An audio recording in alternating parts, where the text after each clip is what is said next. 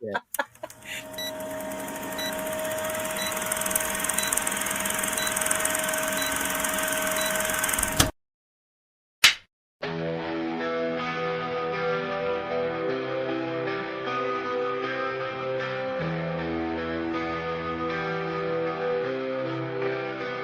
In the city's vibrant, pulsating night, neon lights sound loud, masks conceal the truth, and whispers reveal secrets. Crystal balls spin mysteries, fortune tellers weave cosmic tales, and truth is tangled in electric threads. The masquerade unfolds, colors clash and neon hearts guide us through the crowded glow. Fireworks explode in our minds, hidden codes wait to be found, and every flash reveals what's underneath. Memories haunt us, light bulbs flicker and shadows linger. The curtain rises, lights ignite the scene, and the stage burns under fiery skies. The show must go on, we'll take the chaos and find our way through every stumble. No mask can hide the fire in our eyes. We're spinning stories under open skies, and when the music fades, we'll still be standing. Curtains draw open, lights ablaze, magic whispers through the night, as masks and dreams converge in spectacular display. Shadows dance, voices enthrall, crystal balls reveal secret signs, threads of fate entwined in tangled lines. The reactor twist unknown, on a stage of stars where dreams unfold. The show must shine bright through chaos and strife, every spark a tale to tell, a symphony of rebellion. Drums beat like hearts of fire, scripts burn with raw desire. Books of untold stories, pages turning brave and bold. Spotlight calls never fading, through leaps of faith and masquerades. We've seen a gamble, each step a leap, dreams awaken where we sleep. Lights dim but hearts ignite, curtains rise to greet the night. We stumble, trip but never fall, the show goes on, we give it all. Raise the roof, shout aloud, through darkness we face the crowd.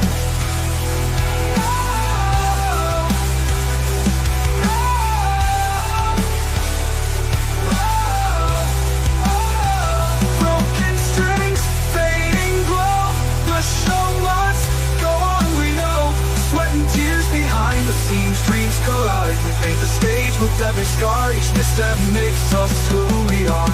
Script is torn, lines blurred, but every voice will still be heard. No rerun, no second take, we build the magic we won't break. Applause fades, but hearts soar, we'll leave them begging for more. Through every storm, every dawn, the show must go on and on.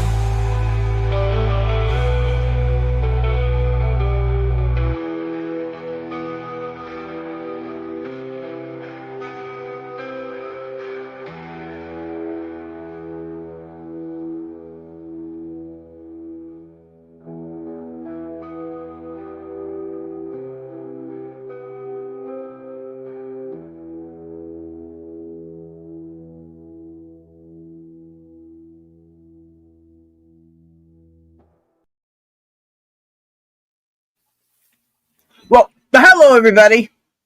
Greetings. And I'm frozen already. I'll be back. Awesome, Pons. We're getting off to a great start. He's be back soon, everybody. Didn't even make it through the intro without pausing. Oh, that stinks. That's very just Pons. Anyways, Dan's here sporting a new hat. Chance made it with I don't know what shirt you have on. What shirt is that? Chance. Team Bing Bong. Team what? Team Bing Bong. Team Bing Bong. Of course it Trying to is. fix my camera. Yeah, it's from a cruise ship. The Royal Caribbean Cruise Line, Majesty of the Sea. There's a cruise director, and his name, he's a British guy. He's been with them since 1998. Bing Bong. All right, then. Can you hear me? I'll show you later. My camera's messing up. Yeah, you're frozen as like There no. we go. Hey, look, there you are. You moved. That's crazy. Yeah, it's Changing my the camera. bobblehead camera now. We love Right that. there. Team Bing Bong. There you are. Look at the Oh, back. cool. Look, can you see the back? Keep calm and Bing Bong. I guess. Keep All calm right. Bing Bong. He goes, All right, bing we got bong. Pons back. We got Oh Pons no, back he's here. been with Royal Caribbean since 1998. Really good cruise director. Cruised Right with him on. a couple times. He's like a Julie McCoy of the seas, but he's a guy. There we go. Well, okay, that makes sense, I guess. All right. All right, so we're all back now. Geek is still on vacation, being a geek somewhere else. You know that Tug. Shame Never on him. apologize. Well, he should. How dare he take family time out and leave us all just hang. I had nothing to watch at 10 a.m. this morning. I survived though. I made it. Good. Anyways. What's the topic? Are we doing Hollywood Mysteries Part 2 or what? Everyone had so much fun with that one. Not just the actual panel, the actual viewers that we had to do it again. It was, I think, one of our best shows. So yeah, that's the de facto topic for tonight. The greatest Hollywood scandals of all time. Juicy. Ooh. Yeah. He's okay. If you weren't here, we already And that covered means I'm going to start the show by bringing up a subject I know nothing about, so Pons and Chance can fill us all in on my crap. Is that not awesome? That's great. But first, I want to give a shout out to Jake and Adam at Blue Line Bigfoot for the really cool hat they sent me. I have actually been waiting on this special customized hat for years, and I finally got it. So I'm going to be sporting it on live streams for a while. It's Very beautiful. cool. And the conspiracy theory that I've always heard about, wondered about, but don't know much about, involves a movie called The Wizard of Oz and the legend of a dead munchkin hanging in a tree. That's Whoa. ridiculous. Anybody know anything about this? I do. Yeah. I Who do. wants this one? Okay. All I know is that there's a section in the video, right? And the not the remastered stuff, right? But the original stuff. And what happens is Pons leaves. That's crazy.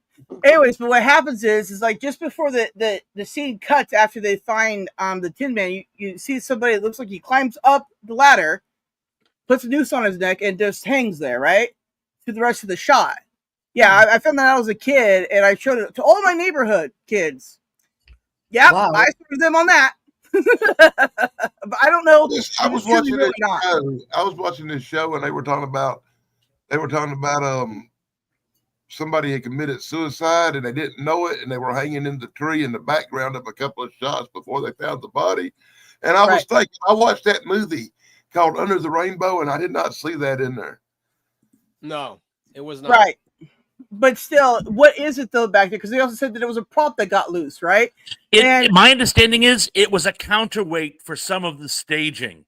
It had broken loose and was made a swinging motion, and one of the cameras saw the shadow in just the right way. So no, it wasn't a stagehand or a munchkin who harmed himself. But it does really look like somebody has climbed up a ladder and done that, right? Oh, it really does. crazy. It does. Mhm. But this is why lighting is so important in filmmaking. You don't want shadows to pop up and make suggestive things. That's the truth. One thing that is true, and if you look closely, I don't remember the exact point, so I can't tell you to like go to this, micron, this millisecond on or frame to see it. But if you look closely during the whole Munchkinland bit, for some reason known only to God, there's an ostrich walking around in the background. And the story goes, and this isn't really a scandal, but I just love it. They were shooting like a Tarzan movie or something in the soundstage next door. And this ostrich had just wandered off. And when the people on the Wizard of Oz saw it, they go, oh, we got an ostrich to make us look more fanciful. Oh, but God. no, it wasn't intended. It just happened to help itself to some of the scenery. Wow. It's a pet of the Munchkins. A little person with a big bird. Oh. It's a long time, and I don't remember an ostrich. It's just sort of like walking in the background for like a couple of seconds. It's one of those blink if you miss it, like waiting for me to freeze up again. Oh gosh, darn it! You spoke that into being. And there's lots of stories going around about them little fellas being kind of mean in the background, doing some hard. Right, yeah. Rachel, how you doing? Christopher, good to see you.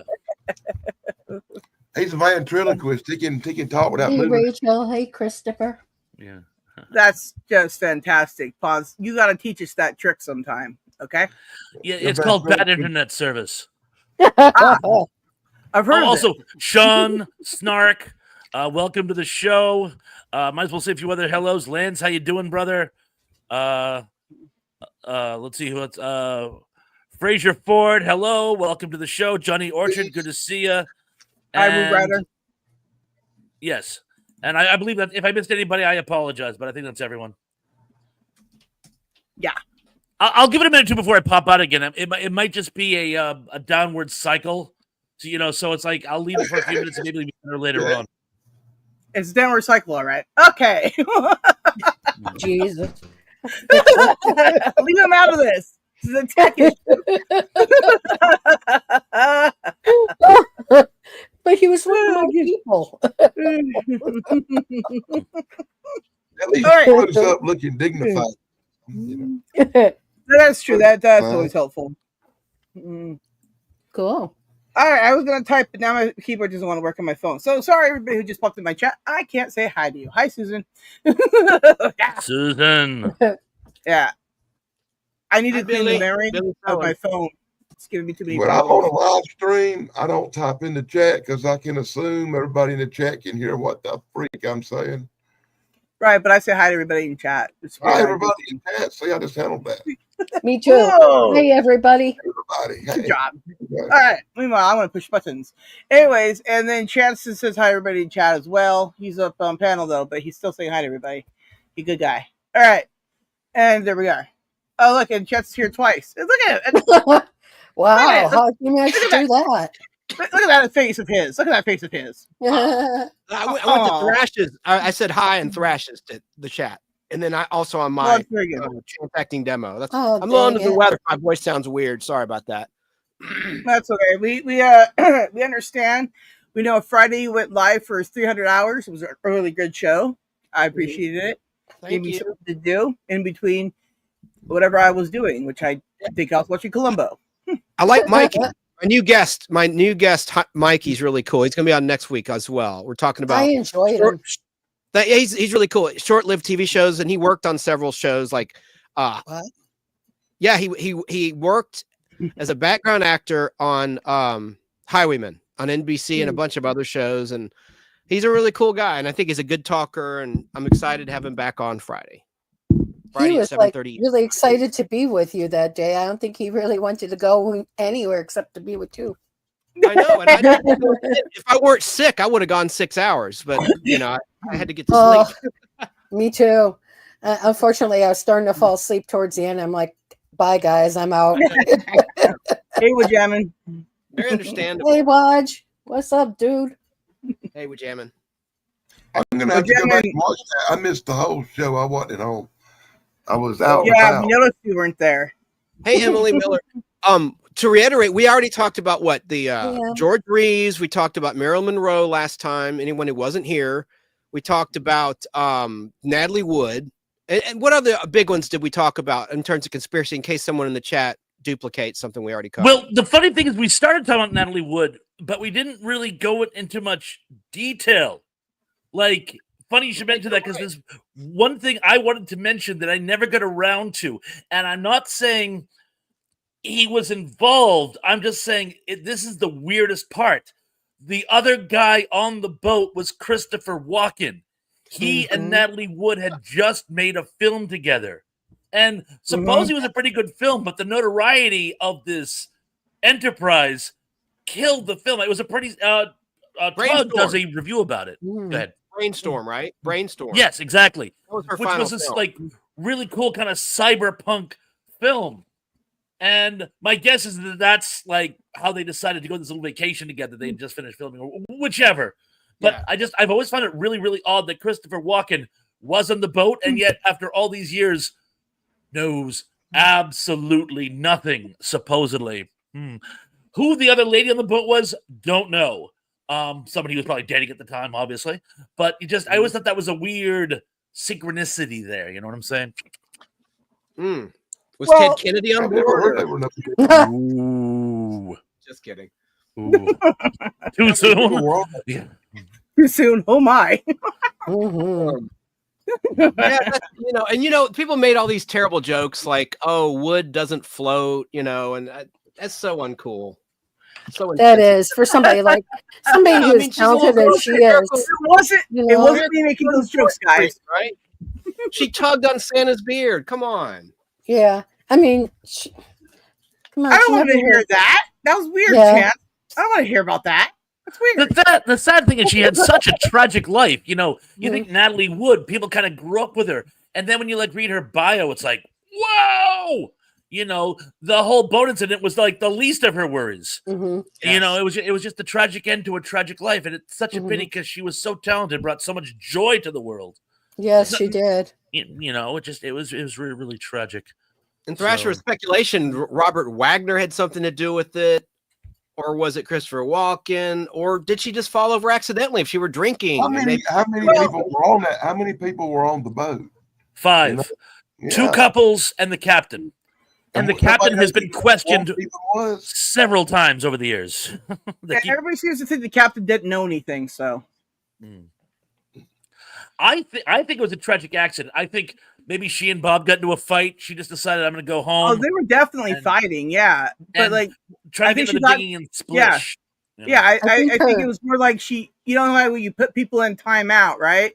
I think they were fighting, everybody was drunk, emotions were high for reasons of course.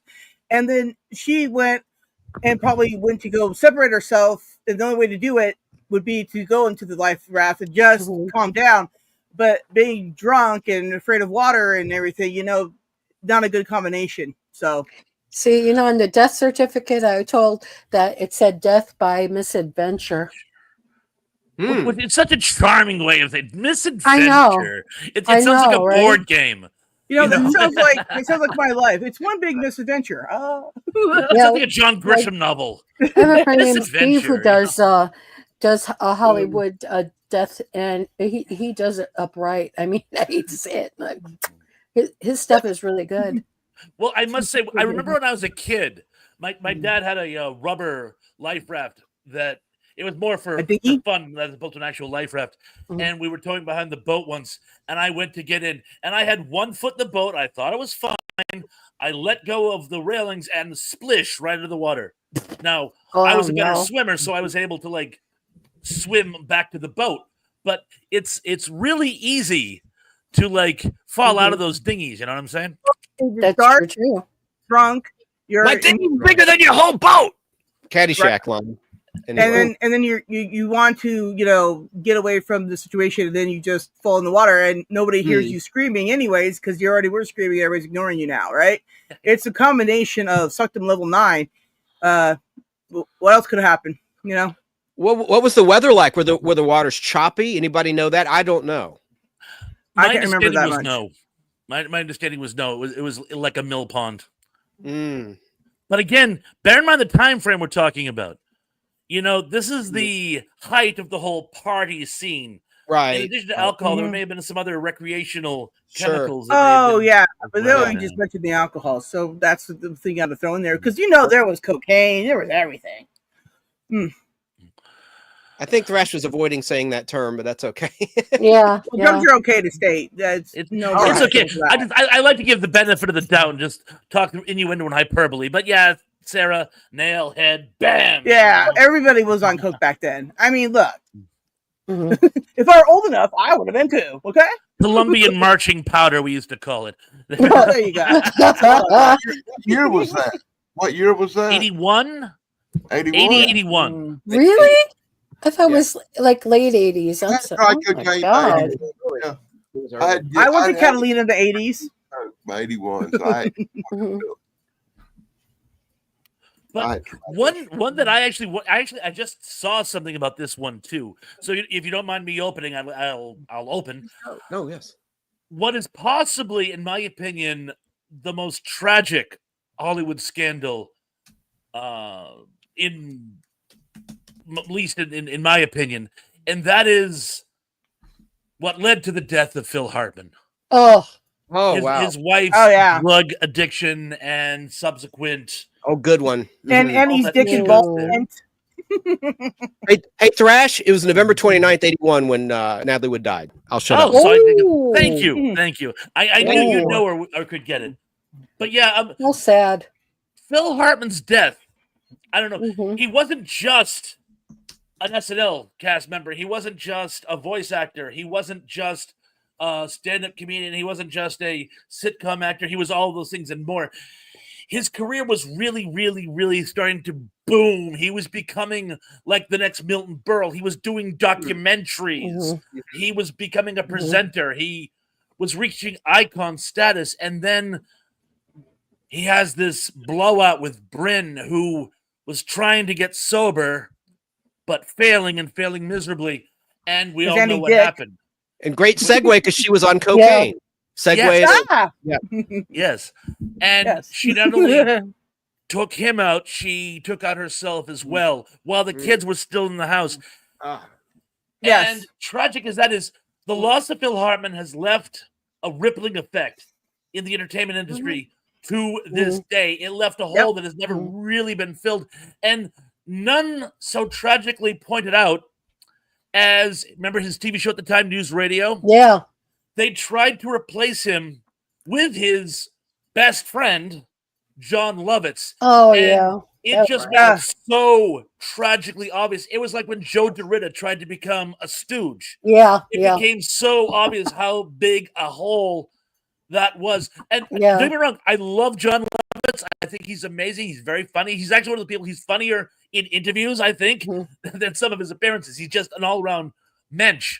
But he could not fill the gap, and it was very, very, very, very tragic. Oh, and a little secret, apparently, and I just found this out.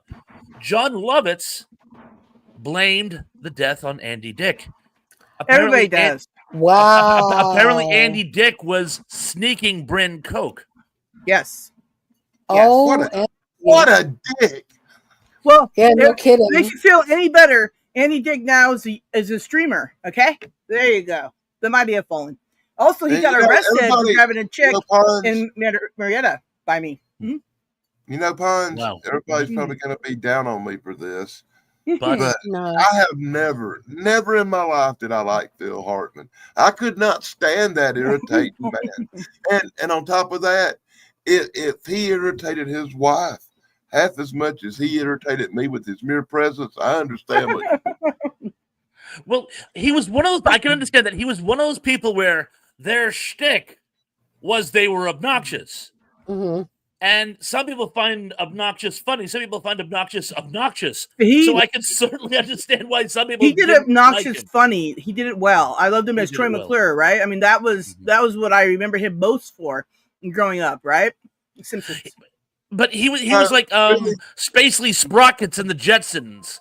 He was like, he was like a horrible person, but he was funny at it. The only movie I ever remember seeing him in was the one with Arnold Schwarzenegger, the Christmas movie. That was the only one. Jingle All the Way. Oh, that was a funny movie. Most like to go eat my cookies.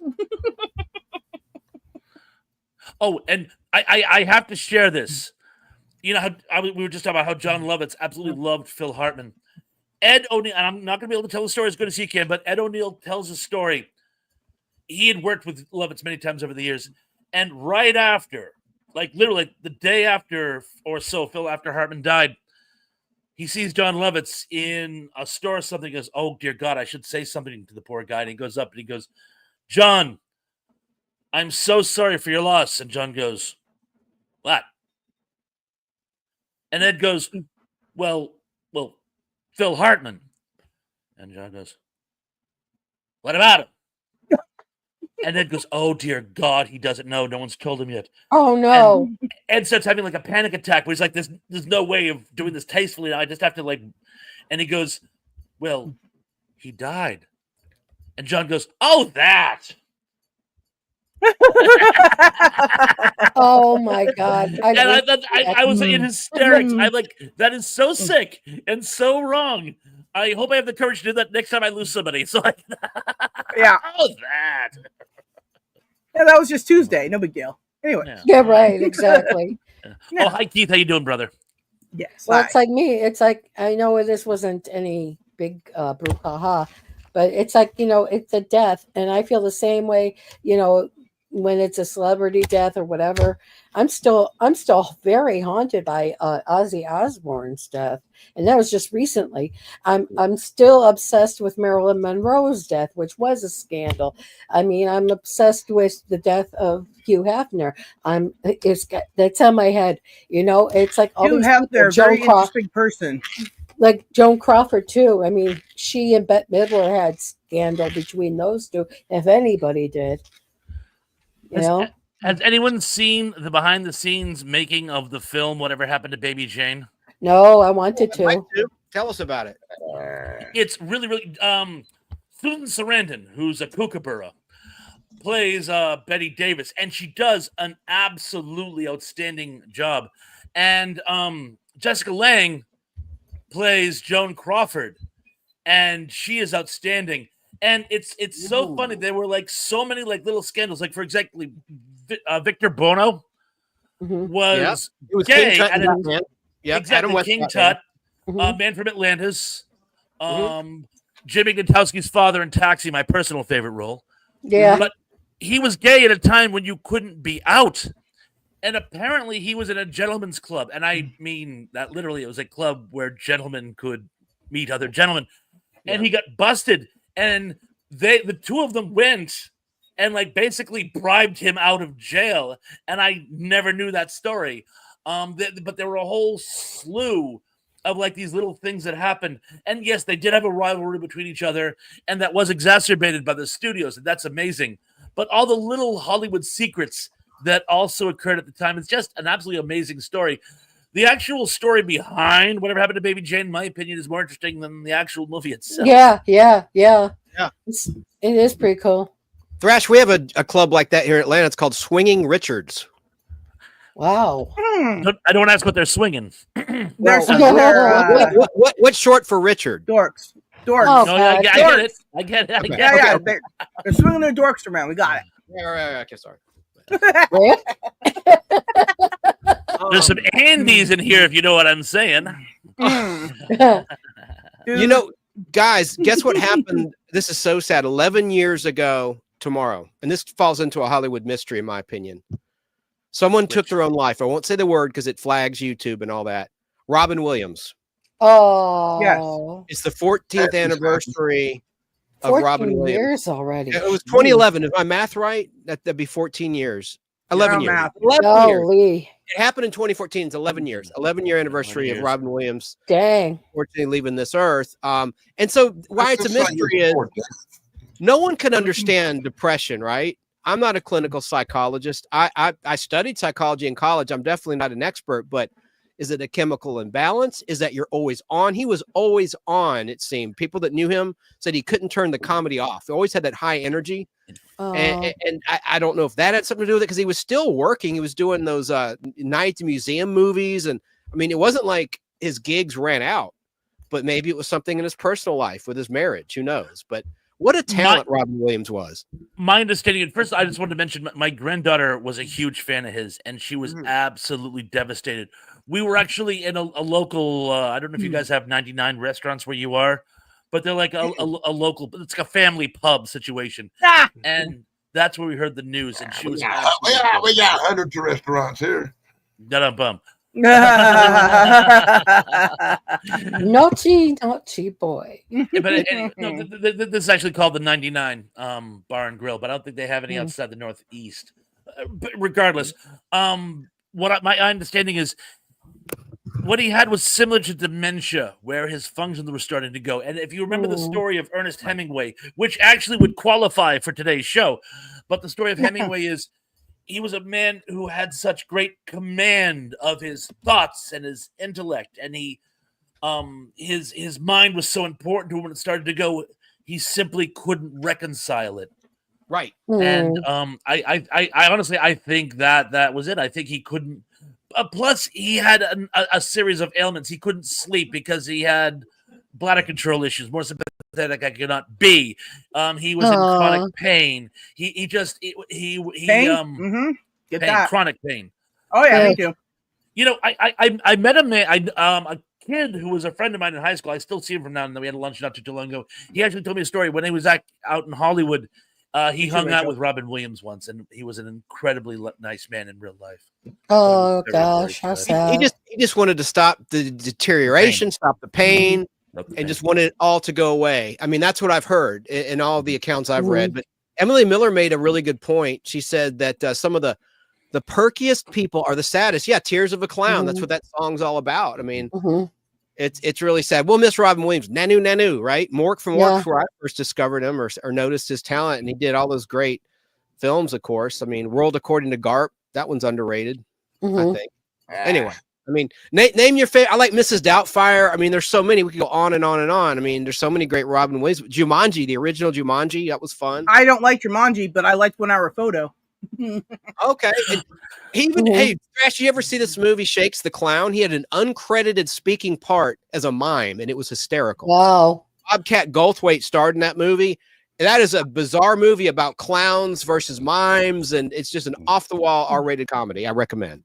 Shakes the Clown. I do remember it, actually. Oh, Dan, what's on your mind, man?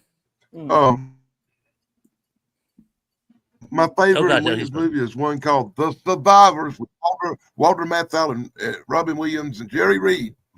And if you've never seen that movie, you should look it up and watch it. It's one of the best movies of all time. It's still one of my favorite movies of all time. If I was making a top 10 list, it would be on it. And how about Hook? Steven Spielberg. Oh, I love Hook. There's so many are popping into my head. Robin Williams movies that I love. I mean, God. I think my favorite will always be the Dead Poet Society. That's what I was thinking too. You know, I thought he was a great dramatic actor as well. It just showed you the range that he was. He could do comedy, yes, but he could also do very serious film. And it was really neat to see him do serious film because he took it and he ran with it like a real thespian, you know. He got range. Yeah, he's got range. Like Good Will Hunting. That put Matt Damon on the map. I actually thought I saw that movie. That was actually really good. Oh, and by the way, Keith, that correct. I used to run while I was employed at the 99 restaurants. As some of you may remember, one of my duties was I used to run trivia nights there. They used to have trivia nights. I used to run trivia nights there. So that's what a shocker in Massachusetts. That's a shock. The thing that you're really good at, the thing you did. That usually I can't get, but I got lucky last time. It was like 8. Well, I don't know. I used to trivia all the time with my mom. We'd go do trivia stuff. Last big trivia I think we did was football. Yeah, it was awesome. Popeye. I did not like that movie. Dude, didn't he hate that movie? Yeah, he hated it. That interpretation of the character that was really spot on, I thought, by Robin Williams, though. Well, anyway, it was a terrible movie, though. It was a really interesting attempt. I mean, did it fail? Yeah, but I mean, I kind of liked Popeye. It was. Oh, it was awful. It was like Forbidden Zone. You're making a movie that looks like a cartoon. I love the concept. Is it going to go off the rails? Probably. But I mean, I did like the concept. And Shelley Long looked just like Olive Oyl. That casting was perfect. That's what I was about to say. I thought it was Shelley Duvall. Shelley Duvall, yeah, it was. It was Shelley Duvall. My bad. Oh, no. I'm on medication. Yes. No, that's fine. I mean, I just remembered she was Olive. That's why I'm like, I thought. You're right. Okay. Shelley Long was a night shift, not Yeah. Shelley Long from The Shining. Definitely. Yeah. Honestly, I thought he said Shelley Duvall. He said I heard Shelley Duvall. I know because we're and the guy who played Bluto, who was also Raban in Dune, whose name eludes me for the moment. But I thought he stole the movie as Bluto. I thought he was great as Bluto. Yeah. Well, I also didn't like Rocky and Bullwinkle, and I didn't like the Flintstones either. Those were all 3 movies I did not care for. Oh, the Flintstones is tragic. Flintstones was dreadful. That was just. Anyways, I remember I was forced to watch it. I'll never forgive you, those people. Okay. Poor Rick Moranis. What a waste of his talent. He's one of the best. I'm glad he's an amazing actor. I love him. He's coming out of retirement for, of all things, Spaceballs 2. Wow. Yeah, I would too. As Dark Helmet. I don't think it started yet. It didn't start. It didn't start for a couple years. And Mel Brooks, he's pushing 100, and he's like, "I'm going to be in it." And it's like, well, it's not gonna be out for 2 years. Don't jinx yourself, sir. I know. He's Yeah, already Jen- got his scenes. You always got the scenes. He did? Or is he joking? I didn't. Okay. I heard he had already shot some scenes just in case. Oh, really? Or are you joking? No, I'm serious. I heard that. I've heard Okay. several. Wow. I've heard several things have already been filmed for that movie. That would be wise. They should do a remake, a sequel rather, or a remake, but a sequel rather to Strange Brew. Mm. I remember the original. That was kind of interesting. It was. Keith, he's asking me about Dean Cain and Brooke Shields. Well, that was last night. Yeah, that's another topic. But yeah, Dean. Should I mention it here? Well, actually, We were talking about the controversy of the Brooke Shields. You'll remember this, Thrash. The Brooke Shields Calvin Klein campaign when she was 15 versus the Sweeney controversy now about the jeans, right? Mm-hmm. And I just mentioned as an aside that she was a good girl. She didn't even lose her virginity till her 20s when she was in college. To Dean Cain, TV Superman and Lois and Clark. It was reported in People Well, magazine. I would be embarrassed if Dean Cain was my first. Oh, there are so many like amazing people out there, and then you got Dean Cain. Woo. Anyway, That's what that's about. Katie in chat. I didn't even know who the hell he was till I Googled it. Yeah, I swear. Really? You never watched Lois and Clark? I watched Lois and Clark, but I didn't know the damn actors and actresses' name on it. I didn't pay that much attention. Well, Anyways. Thrash, know this. Terry, who played Lois Lane in Lois and Clark, her first gig was on the Love Boat as a mermaid in season 9. She was the lead mermaid. Oh, and that God. is mermaid. still awesome compared to that guy. And that was before Seinfeld. You know, yes, they're real and they're what'd she say? They're fabulous. What was the Seinfeld They're line? fantastic. Fantastic. Fantastic. They really Yeah. are there. Terry Hatcher. Yeah. Wait a minute. You know, that reminds me so much of another thing. God, doggone, I can't. Now my mind is going blank. But you know, it's like kind of like you know how you have all these scandals, right? And it's like, you know how many times that they publish those things and how many fake AIs there are out there, you know, saying somebody died, somebody this, somebody that, you know, Prince Charles divorced Camilla and all that. You know how many people believe that stuff is real? like when Ozzy died, right? Mhm. Around my end, the internet. Thank you. The internet didn't catch up yet, or something, right? Because every time I looked, it told me that it was fake news, right? Mhm. But then I restarted my phone. I just restarted it, and then the internet was updated again. I guess whatever. Anyways, and then I just said, "Yep, no, he was dead." And I was like, "Wow, that was a crazy moment of is he or not?" Because all these things said so, but then every time I Google it, it's just like it's a lie, and I'm like, "Yeah, it was crazy." Yeah. Whenever I hear something like that, I always wait for one of the news services like NBC or Fox or Entertainment Tonight to confirm it. You don't ever know what these people do. I go by what the old standard is. It was called Variety, and now they're online. So I go by whatever Variety prints, because usually it's truth about Hollywood. And the Hollywood Reporter, yes. Agreed. Yeah. It all goes back to the Weekly World News. Remember the Bat Boy? You know, Yeah. I hate brother. My to daughter have bought me that journalism. book. I have the encapsulation of that whole Bat Boy thing from Weekly World News. And I agree with Emily Miller. She says that she'll die thinking that Brooke Shields was a victim. Yeah, her own mother was her manager and let her do Pretty Baby in 1978. That was a sick movie. She was 12 years old playing a child in a brothel. Susan Sarandon's in that movie. Don't see it. I saw it once, and I feel like I need to be baptized or something after seeing that.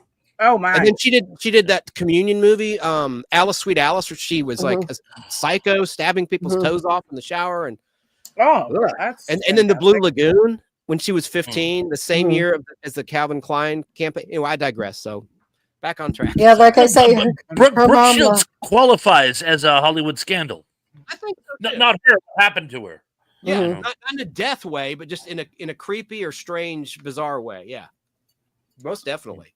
And then you got I'll just say one more. Tracy Lords, not to be seedy, she lied about her age and did a pictorial for Penthouse when she was 15.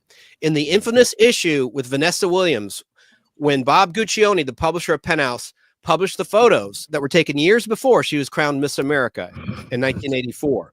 And that pictorial caused her to lose her crown. Of course, she had immense talent, Vanessa Williams, as a singer. She bounced back stronger than ever. But in that same issue, it's a big collector's item, is the Tracy Lords pictorial. And she was freaking 15. How sick is that?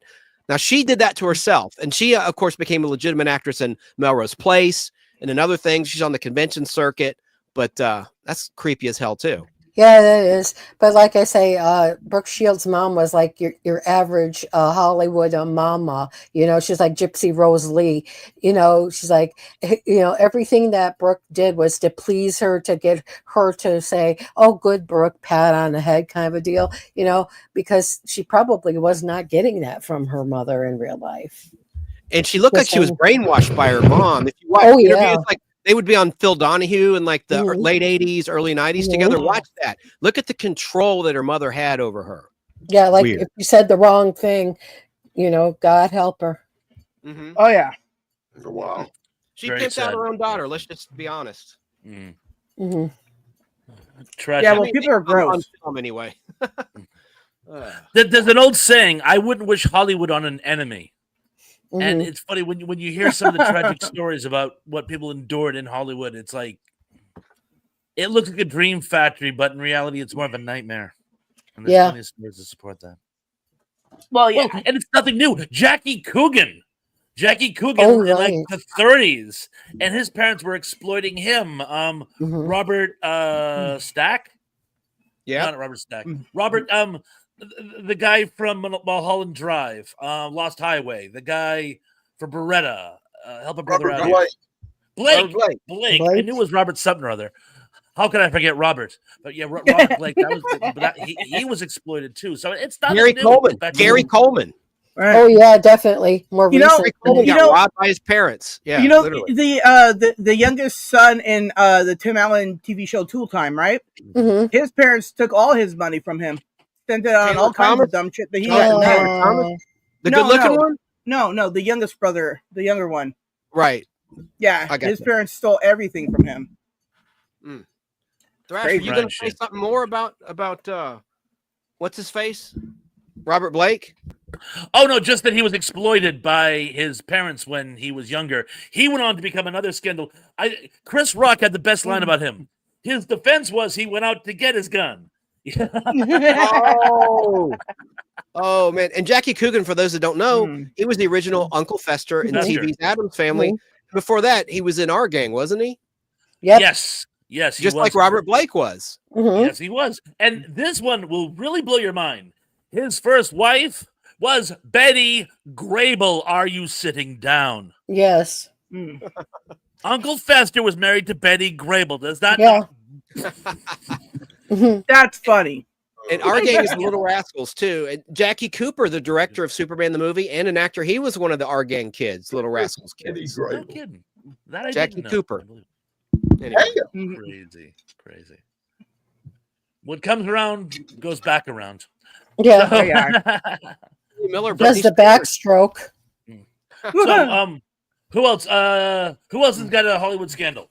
I didn't know what Betty Grable looked like. I had to check it out. She was didn't know what Betty Grable looked like. She's the one. She was hot. The iconic World War II poster, the gorgeous blonde with her hair up, and long legs, and she's looking over her shoulder. And you know why they shot it from that angle? She was 4 months pregnant, and she was just starting to show. But they had this shoot all scheduled and everything. So they go, tell you what, we'll shoot you from behind. Like, yeah, that could work, and it did. So she has a very sort of like playful, like looking over her shoulder. And she was wearing that fishnet stocking. She looked gorgeous, though, man. I'm like, I'm not worthy. You know, all those old timey stars. Oh gosh, wasn't it like even somebody like Elizabeth Montgomery had a scandal because she was dating Asher, who was like the producer of Bewitched, and he was her. He was her father's best friend. Yeah. And her father she was married to a drunk. Yeah, Asher. William Asher. No, before William Asher, she was married to Gig Young. Yeah, and Gig Young was Gig Young was second. Yeah, he was. Young... Right, and William Asher was the third. I'm saying, but the husband before William Asher was Gig Young. Anyway. I had a mixed. I thought William Asher was first and then Gig Young, but I had him backwards. Thank you. It's okay. Yeah. I mean, I And thought so that was an interesting story to hear about. And to we, of course, we all know what happened to Gig Young's second wife. Speaking of Hollywood Mhm. scandals, or think about how many men Judy Garland married only to find out that they did not like women. Yeah. well, she There's was. that. And his daughter was, did the same thing. Her daughter did the same thing. Liza Minnelli married a gay man. Does Well, that he have is now. and deep down, does that have something to do with Dorothy? Well, Maybe. I think Maybe. it's ego and they like the attention. Maybe it's not about the sex. They just the husband adored them. Like fanboys or something. I don't know. Some women just gravitate to men who like other men. Susie and the Banshees. I love her. But you know that she's Can you still say hag? Is that still socially acceptable? Yeah, well, yeah, we used to call ourselves F hags. Yeah, but I was you like can't her. say the first part anymore, so I just say hag. But some women are just even hag doesn't really work, but we'll use it in this case. So. Well, I mean, I was called that because all my guy friends back in high school were all of the ilk. And I loved them all. I loved them all.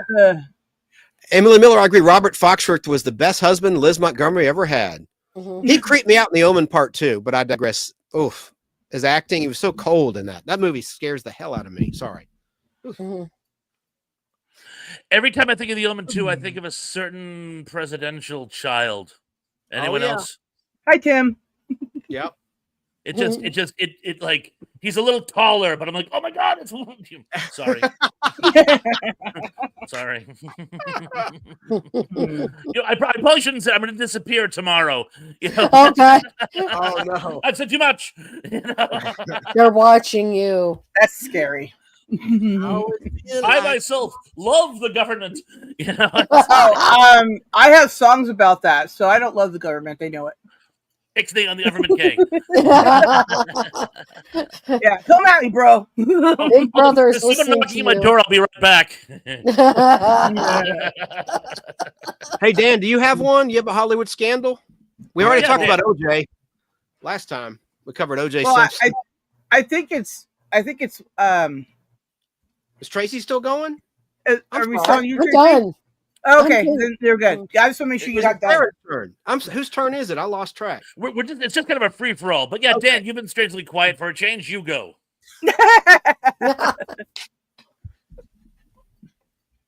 Man, I'll be honest with you, I'm drawing a complete blank because That I never explains it. followed all the backwards little scandals that involve the husbands and wives and stuff of great Hollywood.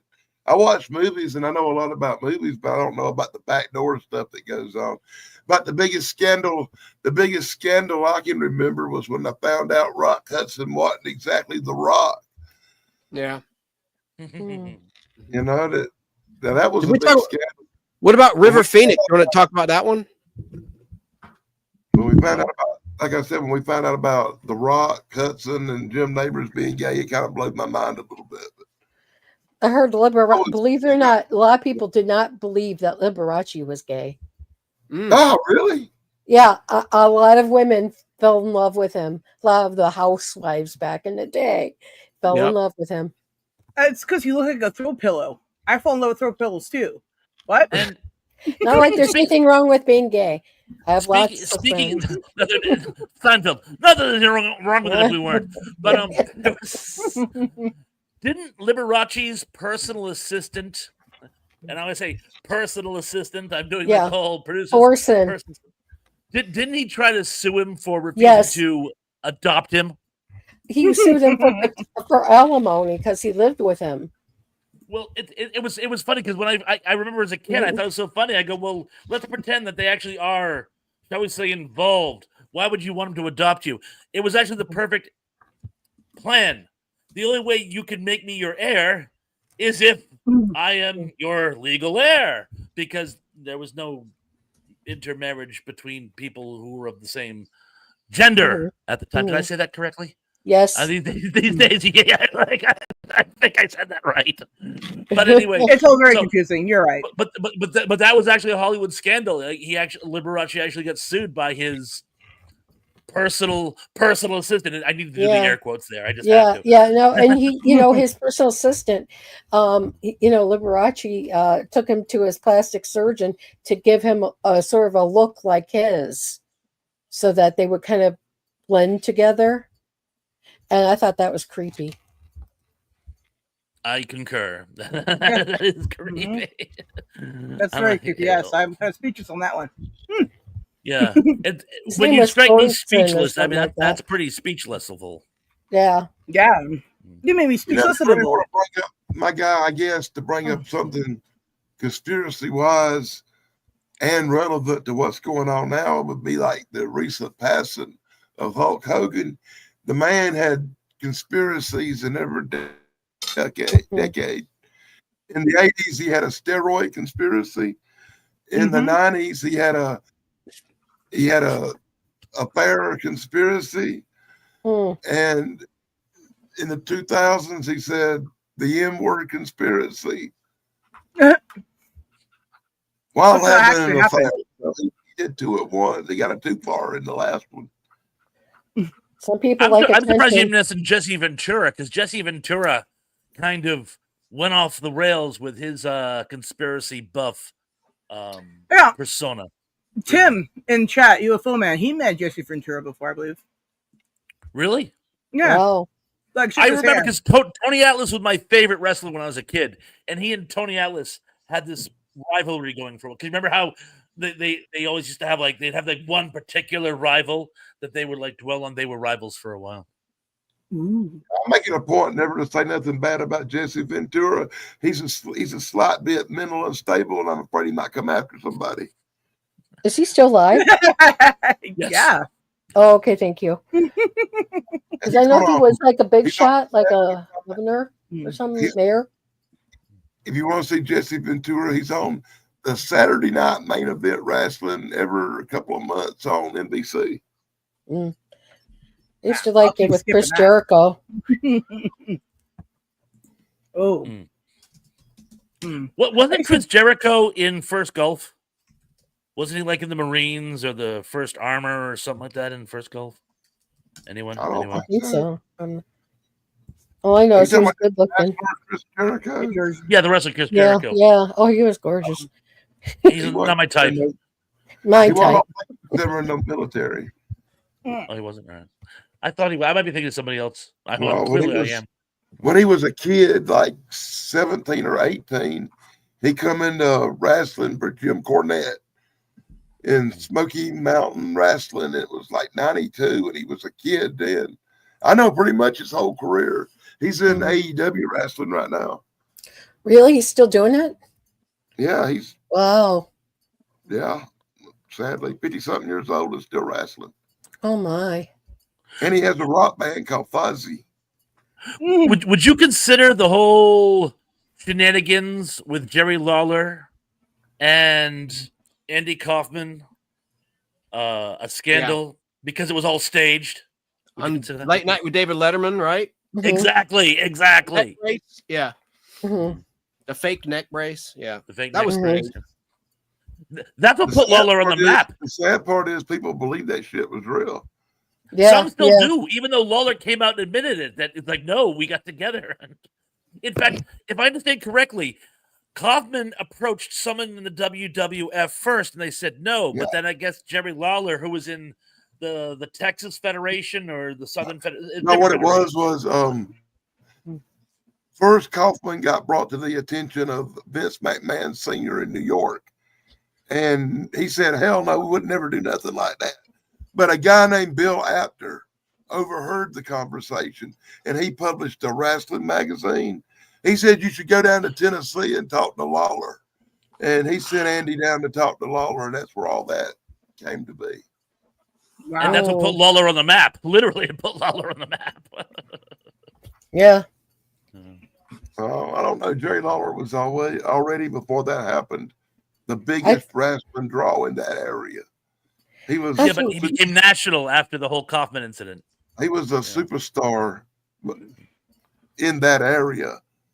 And then after the Kaufman thing happened, Vince McMahon picked him up as a co-host on the Raw show, and him and J.R. Ross hosted Raw for 17 years after that.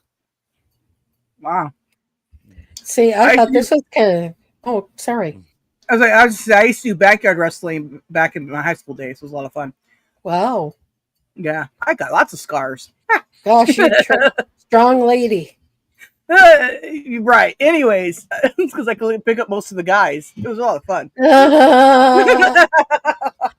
There you go. you gotta have entertainment, and I like to be entertaining, as you know. That's my girl. So, Tracy, what were you about to say? Oh, Yeah. gosh. No, I was about to say, you know what? I mean, I know this sounds really crazy, but, you know, scandals or Hollywood lore or whatever you want to call it. I always thought the Von Erich family was kind of like all the deaths were kind of because they're all so young, and they would wrestle each other or wrestle people. And it's like, wait a minute, how can all of them just pass away so young? You know, I mean, like, how can this family be rid of mostly all of its male children? You know, it's like the most depressing thing I've ever heard. Wow. In Texas, they call it the Von Erich curse. Yeah. Really? Yeah. Yeah. It's sad. It's like all the boy children, or more or less all the boy children from that family, are gone. You know, I can't remember the name of it, but I just made a movie about the Von Erichs, a wrestling movie.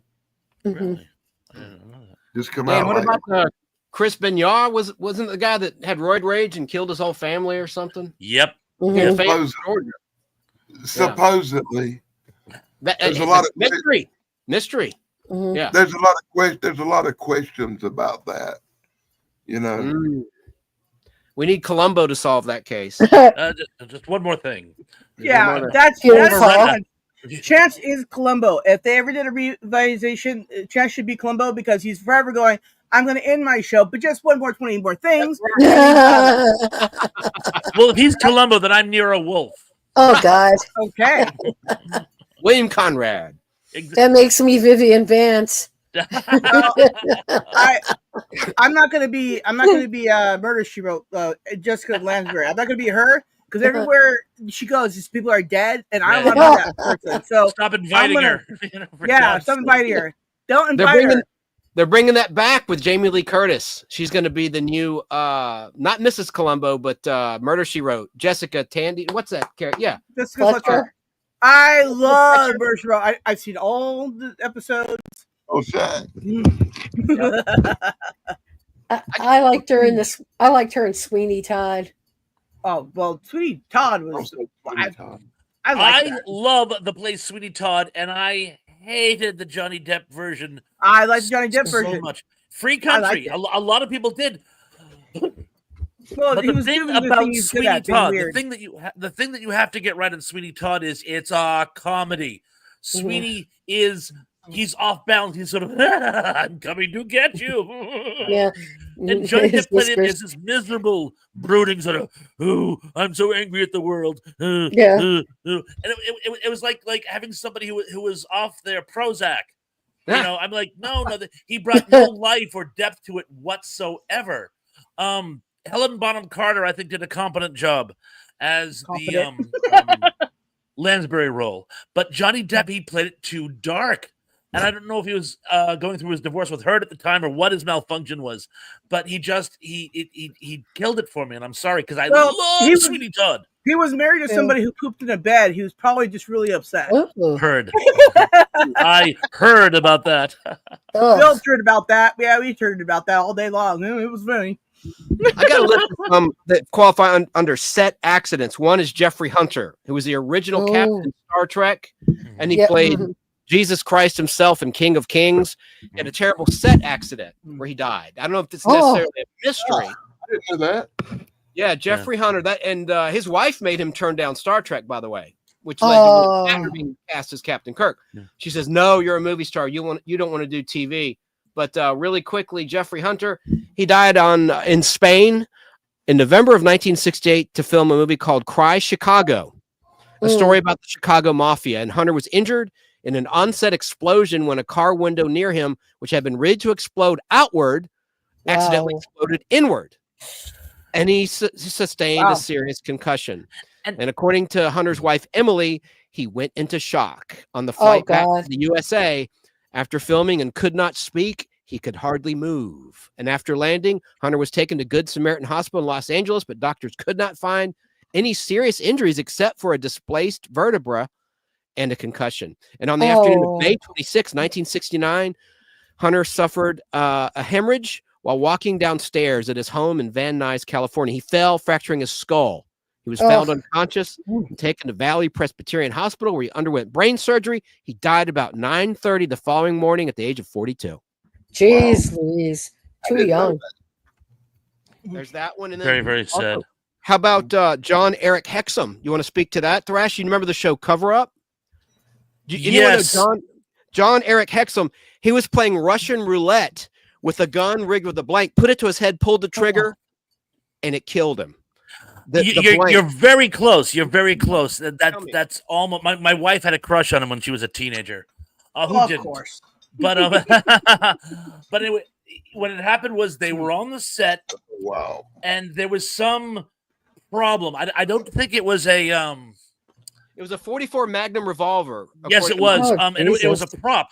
There was Right. some problem with the shooting, and they couldn't. They were waiting for the camera crew to either get better film or a new camera or something, and it was taking hours. And they couldn't go home. They couldn't end shooting for the day until they got that shot. And they started climbing the walls because they were shooting 14-hour days anyway. And this delay was going to put them.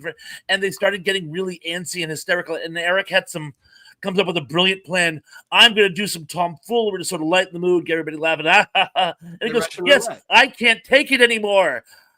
And he just picked it up and went pop, like he was like going to end it all because he couldn't stand anymore. And my note said he played a game of Russian roulette when he was bored on the set, and he unloaded every chamber except one, spun the cylinder, raised the gun to his right temple, pulled the trigger. The explosive effect of the muzzle blast caused enough blunt force trauma to fracture a quarter-sized piece of his skull and propel this into his brain, causing a massive hemorrhaging. Oh, God. I think I saw that in CSI. It was on October 12th, 1984. October 12th, 84. I tell you what, Chance, my knowledge is anecdotal. You seem to have like a fact checked in front of you. I will defer to you. That's the story as I heard it. But either way, yeah, he did this with a prop gun, thinking that the expelled cartridge wouldn't be enough. And of course, if you hold it to your head like this, it is just the expanse of the explosion in the chamber will be enough to actually hurt you. Yeah, CSI taught me that. Yeah. Now, my notes are Wikipedia, so you know what? Don't say I'm right because I'm just going by Wikipedia right now, right? So it's not the gospel. The truth is in the middle somewhere, I'm sure. Yeah, right. But guys, another one, and then I'll pass on to someone else. Brandon Lee, another set accident. Oh, yeah. The Crow. Young guy, Whoa. too. You want to speak to that, Thrash? You have any knowledge on Brandon Lee? Yes. What had happened was it was a prop gun, but there were some prop guns that just fire blanks. Others, so that when you look down the barrel, you can see cartridges. They have prop rounds in them. And that prop round is expelled when the blank is actually fired. Now, if you're on the other side of the room, that's no big deal. But the guns were mixed up by mistake. And in this scene where someone had a gun very close, they shot him with it and at point blank range, and it was enough to cause his death. And it's a In very sixth terrible grade, tragedy. this was the topic that everybody talked about in the locker room. Was this? And he's Bruce Lee's son, for those that don't know. Brandon And Lee. the really crazy thing about that is, and I told myself this couldn't be the most sickest underground marketing of any cinema ever, but the movie, which had come out right after Brendan Lee's death, Dragon, which is the story of Bruce Lee, highly fictionalized, but a very entertaining movie. I'm something of a Bruce Lee fan. I thought it to be a very entertaining movie, but the subplot of the entire movie is that there was a curse on the Lee family trying to kill the males, and that Bruce spent his entire life protecting his son from this demon that was killing the lead males, and he himself succumbed to it in the freak accident that killed him. Oh, So God. the hair on the back of my neck's like standing up when I hear Brandon's No doubt. Oh my God. God. Because, gee, demon, huh? Oh, and there's another thing that this isn't really a scandal. This is more of a, oh my God, that's a crazy story. I'm sure all of you know Mario Van Peebles, but Mhm. his father, Melvin Van Peebles, was an underground filmmaker, is credited with actually starting the entire blaxploitation movement because Oh. he made a movie, I believe it was called Sweet Yes. Badass is Back. It's a story about a gangster. It's this man who's wronged by the man, and he goes on a quest for revenge. It's actually a pretty good movie. And Melvin Van Peebles made it basically on a shoestring budget himself. There's actually made like behind the scenes making of the film, which is actually almost as entertaining. I saw them actually as a double feature, and they were great. Mario Van Peebles plays a small role in it as well.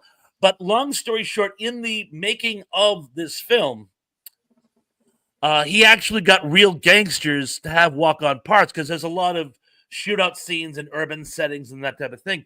And they, of course, had prop weapons. Well, some of the gangsters who showed up had real weapons. Oh, so no. what you had to do was you checked your piece on this table here. You then went to this table over here and picked up a prop weapon and then went the day's filming. One guy got sloppy and accidentally sent somebody to the wrong table. He picked up one of the real weapons and was running around on set all day long with a live firearm. No one was killed, but at the end of the day, they were like, it's like driving home from work 90 miles down the highway and realizing you had no brakes the whole time. Afterward, it's like, oh dear. So yeah, that story has always stayed with me. Speaking of shenanigans with firearms on movie sets. And Bruce Lee himself had a weird death. I mean, Bruce Lee was going to do a movie with George Lazenby, the one-time James Bond actor. And they were having dinner together, and he had like a seizure, and terrible story about Bruce Lee. When did he die? And he was at a friend's house, and a doctor came over and said he was only sleeping. The whole thing is riddled with, are you kidding me? Yeah, he was. Are you kidding me? He was 32 years of age. Hey, we got to talk about. Did we talk about David Carradine's weird death in Hong Kong? Oh no way! Let's talk about that. Yeah, maybe we shouldn't go there. I don't know, but Bruce Lee is buried next to his son Brandon. But go ahead. I mean, I brought it up. That was who wants to take it? It's fixed. Well, I just I'm not touching it. Erotic fixation. There you go, guys. There. All right. Anyways, yeah, it's very odd, but I always wondered if he wasn't just like not doing that, and they just killed him and put him like that. Whoever they are, I don't know who they are, but conspiracies, them. It's always them or them, they. No chance. When we're talking about accidental, you were talking about accidental deaths in movie sets and stuff. The one that always bothered me the most was the one where that helicopter crashed and killed them kids. Oh yeah, Victor, whatchamacallit? I can't think of his name. Vic Morrow, yeah. Twilight Zone movie, I think. Well, go ahead. What you got to say about it? I just said that was the one that really bothered me the most because it was children and not full-grown actors. And that was a big lawsuit against director John Landis and Universal, and that was tragic. And he got beheaded. Did you say that? Yeah. Vic Morrow had his head chopped clean off his torso. Terrible. Not to be morbid, but. Well, anyways, yeah. I mean, we've all seen a headless body once or twice. Well, we never got to see the true end of that segment, right, Thrash? Because the character had a comeuppance. He was a terrible racist, the character that Vic Morrow was playing in that segment of the movie. And he actually tries to save kids during the Vietnam conflict. Like, I guess he has a change of heart or something. We never got to see that because the whole part was scrapped because of the terrible tragedy. Dang. It just ends where he's getting his deserved comeuppance going to a concentration camp on a train. You know what I thought was an interesting story was that Freddie Prinze, they say he offered. That was on my list. Good one. Yeah. Great minds. Oh, no kidding. Yeah, Freddie Prinze was pretty damn sad. I mean, like I was probably getting into my pre-teen kind of thing going on. And I used to watch Chico and the Man, and guess what? Oh, I hate you. Show off. But I mean, seriously, I love you, Chance. You know that. But anyhow, it's like the saddest thing. I remember that when I came home from school that day, my mom's like, she sat me down and she's like, the actor who played, on what you call Chico and the Man. Yeah, Chico. Yeah, thank you. I'm losing it. It's like, no. It was like, that's one of the first ones I ever heard about, This is, I don't know, I think it was just before John Lennon's murder or something like that, 70 something. 3 years before. Mm-hmm. Yeah. So I was kind of like, what? It's like, he looks so alive on TV. I thought that was an interesting thing. I'm like, to kill yourself because you got fame. Couldn't handle fame. You couldn't handle fame. Yeah. First one I heard about was them. I know it was wrong, but they said that guy that played Superman killed himself by jumping off a building because they said he thought he could fly. Who? That was a myth. That was a Hollywood myth. I know, but that's what the first thing I heard was somebody killing herself was. I remember. I remember hearing that. I'm just saying I'm familiar with that as well. In fact, up here on Cape Cod, there was another urban legend that Farrah Fawcett tried to harm herself by jumping off the Cape Cod is separated from the mainland with the Cape Cod Canal, and there are two bridges that go over it, the Bourne and the Sagamore, and they're very high bridges. I mean, when you go over them, you're like, oh my God. I'm used to it. I've been doing it for 50 years, but people remark about how they actually show, I can't remember, one of them they show in that Adam Sandler movie where That's My Boy or something like that. But anyway, There was an urban legend when I was a kid that Farrah Fawcett, as a publicity stunt, jumped off the Sagamore Bridge. And that is so not true. If you had, in fact, done that, you'd might as well hit concrete when you actually land on the water. So people who they actually put railings on both sides because some people had done that in the past. So now you can't. There's actually a sign that's really creepy. Just as you get on the Sagamore Bridge, it says, "Need help? Call the Samaritans." I'm like, who's your target audience here? But no, Farrah Fawcett never jumped off the Sagamore Bridge as a publicity stunt. That was an Inquirer or something, right? Yeah, I think so. Just so you know, Freddie Prinze was only 22, and he did that on January 29th, 1977, about 6 months before Elvis died. Yeah. That's right. Real quick, I got another one for you. Sure. How about this one was really shocking. It was an overdose death. Little Anissa Jones, Buffy on Family Affair. With the little, she died at 18 in 1976, allegedly from a drug overdose. And that really broke my heart. I hated playing that role, especially towards like seasons 4 and 5, where she was getting older. She was in puberty, and the producer still had her wear pigtails. Kind of like Susan Olsen in the Brady Bunch. I hate to say this, but they put like gauze around her or like ace bandages around her, not to show her development. Mm-hmm. I like they did with Carrie Fisher in Star Wars. George Lucas patted down Carrie Fisher's chest in Star Wars. Sorry, Dan, go ahead. I know this one's wrong too, but when I was a kid, I remember hearing the rumor that big lady, Mama Cass Elliott, had choked on a sandwich or something. Oh, yeah. Was it a chicken sandwich? No. A ham sandwich. What about more recent one? Paul Walker from Fast and the Furious. That was horrible. Talk about falling on your own sword, like just hot dogging in a car and burning up. That's absolutely broke my heart. That was horrible. I always thought he would have made a good David Vincent in an Invaders movie. He looked a lot to me like Roy Finnis, the star of the Invaders show. Yeah. But it's funny because he was in pre-production for Z is for Zachariah, which is one of my favorite sci-fi novels. And unfortunately, it was made. It was made without him. And it's so funny because when they did the cinemaization of Z is for Zachariah, it's really more like God, the Flesh, and the Devil. It's a completely different take on it. I mean, the whole point of Z is for Zachariah, it's the girl and then the guy shows up, and the whole dynamic changes. But no, we're gonna add 2 guys. No. That's oh, I'm sorry. World, the Flesh, and the Devil. I said it's the World, the Flesh, and the Devil, which is also post-apocalyptic, but a completely different vibe. We covered Bob Crane last time. Someone in chat asked, "Hey, but Emily Miller says Paul Walker was a creep. Can anyone speak to that? What does she mean? I haven't heard anything negative. I mean, I don't doubt your word. Why do you think that, Emily? Let us know in the chat. I'm curious. I've never heard anything. I know Van Diesel has no brain cells to rub together to even formulate a thought. All right, that guy. Oh man, he can say his lines, but you just tell him like, "How are you today?" He'd be like, "Look, I live my life," and then he just mumble on about, I don't know. Then he forget he's talking to you and you just walk away. That's what he do. And if you're a hot-looking woman, he'll just go, "Oh, you're so beautiful." Just won't stop about it. You're like, "I'm supposed to interview you." Anyways, getting for Tracy, getting back to Anissa Jones. Did anyone have a doll, a Mrs. Beasley doll? I had one. Yeah, I got from a place called Weebles.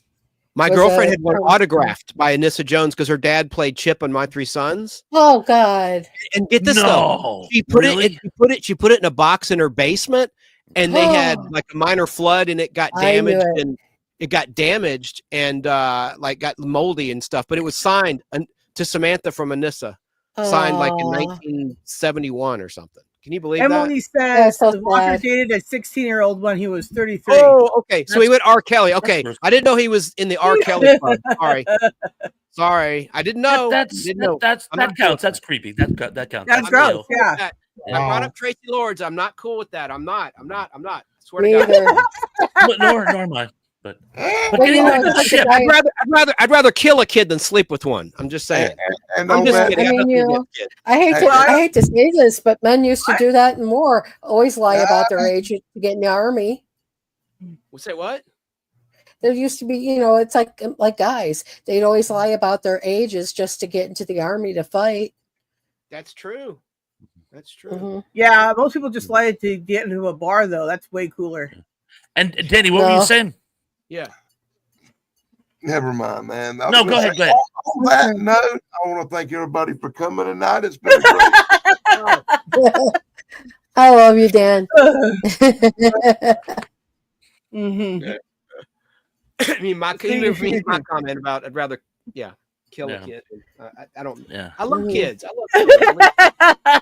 So they were doing so well. There was one murder threat. Till now. Thanks, Jeff. Thank you. I never knew that about Chip though. I'm sorry. The lady Samantha. Yeah, that's her.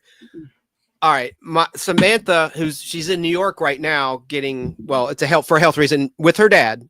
But she is the only child of Stanley Livingston, who played Chip, and Ernie is her uncle. They're real brothers in real life. The two of the 3 sons, or actually there are 4 sons, because you had Mike, who left when the show went to CBS. They married him off. Tim Considine. Tim Considine, yeah.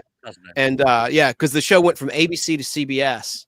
But so we've been together off and on for years. But why I never got married? This isn't a testament to her character, because of the first thing Thrash mentioned, because of what happened to Phil Hartman. Exactly. Oh no! I didn't want to bring it up, but since you brought it up, Chance, I agree. That was a very strong possibility. I'm not making an analogy with her. I'm just saying that freaked me out about marriage in general across the board. When that look, I'd be lucky to marry somebody who'd want to kill me. A little bit of death, I'd be good. No. I've been married. Yeah, JC. Hey, let me tell y'all, I've been married 3 times, and it's been a couple of times I wish she had killed me. No, no, you don't want that, because like my first passed, and you don't ever see that. Money in the coffin. Yeah. Well, good thing I'm poor. Okay, are we done then, guys? Are we doing a part 3 again? No, soon? there's not going to be a part 3 of this subject. We're going to want to be musicians. There's scandals and deaths about musicians, but death's kind of morbid. Maybe, I don't know. It's up to y'all. I'm just guessing. Something totally different, something fun. We'll let you know coming up. We can always do another one of these down the road, but let's do something different next time. And then next week, I'm going to have my normal Sunday show, so we have a couple weeks to think about it. I'll tell you what. How about we take a week to think about it, and then on next Sunday's solo show, we will announce what the next gang effort shall be. How's that? Cool. Sounds like a Good. plan to me. Good. Excellent. Yay, we got plans. Woohoo. All right, Man with a everybody. plan. Right. Do you Well, have then any I questions guess for tonight. Oh, go ahead, dear.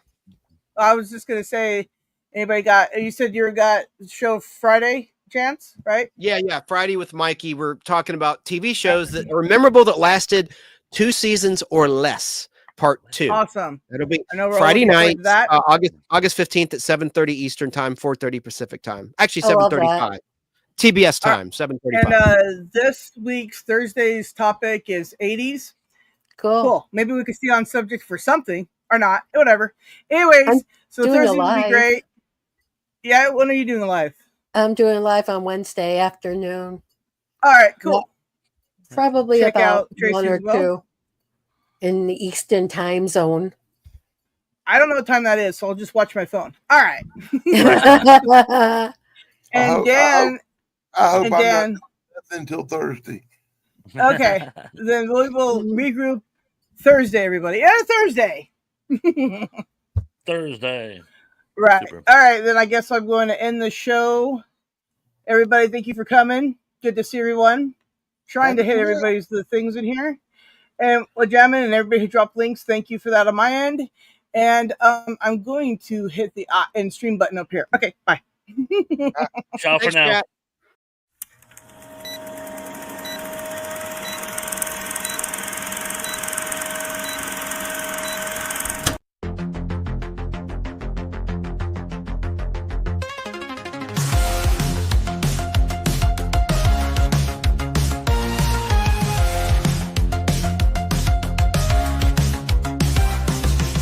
Sit right back, it's time to show. With Pons and Dan in a TV flow. Geeks for sure with tales to tell. Every Sunday is pretty swell.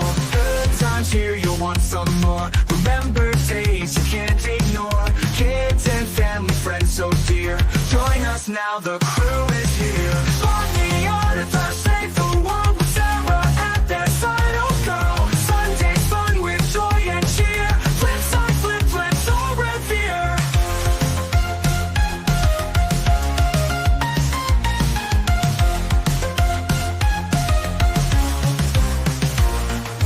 Groovy shows from days gone by. Epic moments never die. Internet was such a blast. Fun with friends, let's make it last. Time to laugh and time to chat. Geek out hard and that's a fact. Sarah here to add the spice. Memories that feel so nice. From the art of the save the world with Sarah at their side. Oh go, Sunday's fun with joy and cheer. Flip side, flip, flip, so revere.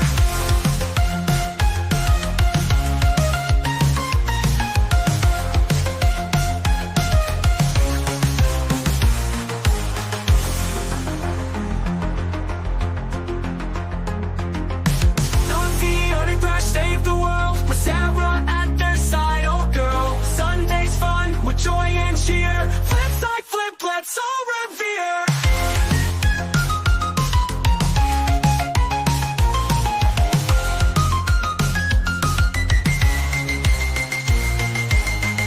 These shows from days gone by. Epic moments never die. Internet was such a blast. Fun with friends, let's make it last. Time to laugh and time to chat.